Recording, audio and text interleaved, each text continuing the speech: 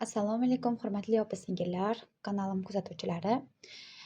Bugun men sizlarga ozroq yuz uchun ishlatiladigan uxotli kosmetikalar haqida ma'lumot berib o'tmoqchiman.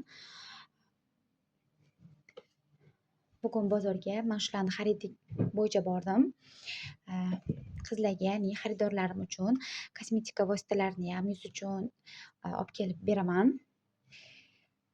Olib kelgan narsalarimni ozroq sizlarga obzor qilishga harakat qildim. Ko'pchilik yuzini to'g'ri parvarish qilishni biladi va oramizda bilmaydiganlar ham uchrab turadi, chunki bu tabiiy hol.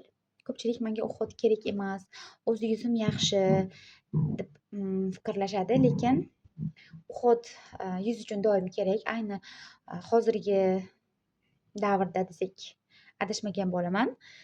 Yuzimiz juda ham havomiz quruq, bizni doimiy yuz yog'lilar ham, lekin yuzini namlantirib yurishi kerak. Doimo bu yuzni namlanib tursa ajinlar tushishini oldini oladi, erta qarishni oldini oladi.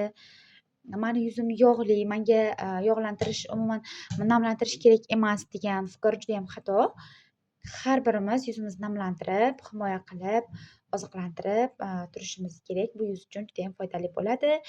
Ozroq bo'lsa ham yuzimiz chiroyli, yoshroq bo'lib ko'rinadi. Xullas, men bugun bu SPFlarni oldim. Ayni mavsum bop. Hozir o'zi hamma olib bo'ldi, lekin hali oramizda olmaganlar ham bor ekan. Shular uchun men bularni xarid qildim. Bular Koreya Respublikasining SPFlari. Narxlari o'rtacha hamyonbop, lekin himoyasi juda ham yaxshi.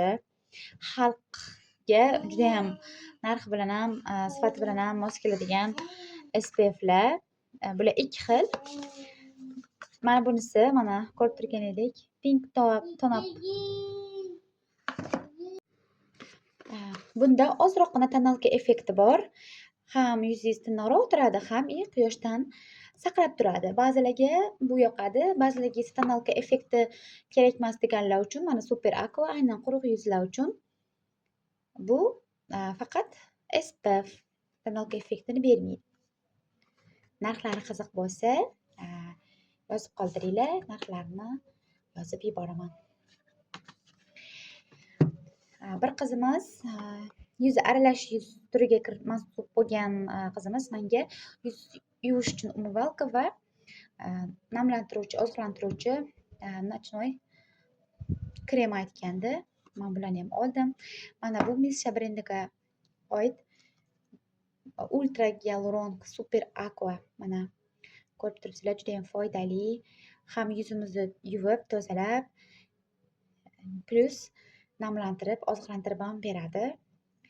Koreya juda ham brendli tovar bu. Ham narxi ham juda ham hamyonbop, hamma ola oladi. 5-6 oyga bemalol yetadi sizga. Olsangiz agar, kimdir olsada. Brendi aniq, ishlab chiqaruvchisi aniq, tarkibi aniq.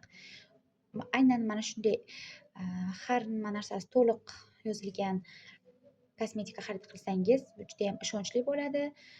Bemalol qo'rqmasdan ishlatsangiz bo'ladi. Xullas, men shuni hammaga tavsiya qilaman, Super Aquani. Quruq yuzlarga ham, yog'li yuzlarga ham bir xilda tushadi, asosan quruq yuzlarga ham zo'r effekti. Bu krem Axisify brendiga mansub oziqlantiruvchi krem, oqartiradi, yuzdagi qizarishlarni, dog'larni oladi, juda ham chuqur namlantiradi. Niasinamidi bor tarkibida. Yuzdagi mayda ajinlarni yoyilishiga yordam beradi. Koreya mahsuloti, original mahsulot. Va yana bitta juda ham hamyonbop bo'lgan, ham toner, ham yuz tozalovchi sotib oldim. Bu mitsillarka vazifasini ham bajaradi. Vatni diskda artiladi. Yuzingiz ham tozalab, ham yuzga mana AHAsi bor, yuz tarkibida vitamin C'si bor, yuzni oqartiradi, mayda dog'larni ochartiradi. Kelinglar qizlar, men bu ikkita SPF terida qanaqa ko'rinishini sinab ko'ramiz. Ozroqdan olamiz.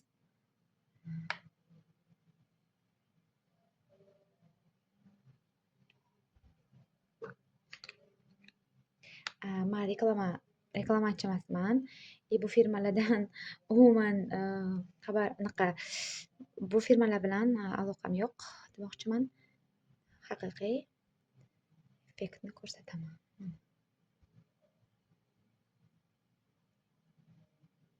Bu Pink Tone Up degan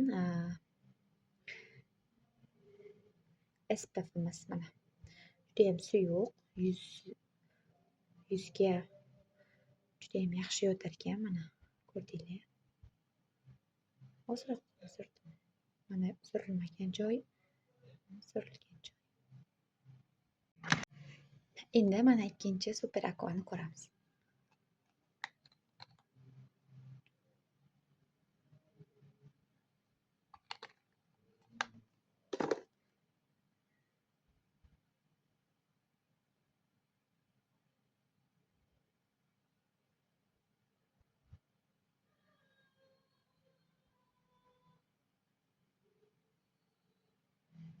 Yuzdayam umuman bilasizlarmi, suyuqligi judayam yaxshi ekan. Ba'zi tonalkalar surganimizda tonalka quyuqroq tonalkalar bilasizlarmi, yuzni tortishtirib qichishtiradi. Bu judayam suyuq ekan, idealniy. Yuzinglar yumshoqqina bo'lib turadi. Mana qo'limda hozir bilinyapti.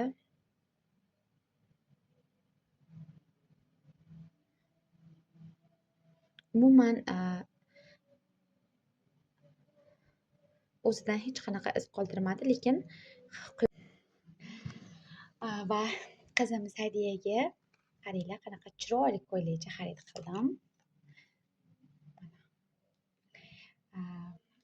Va yoniga mana bunaqa ro'molcha, mana oyoq kiyimcha oldim.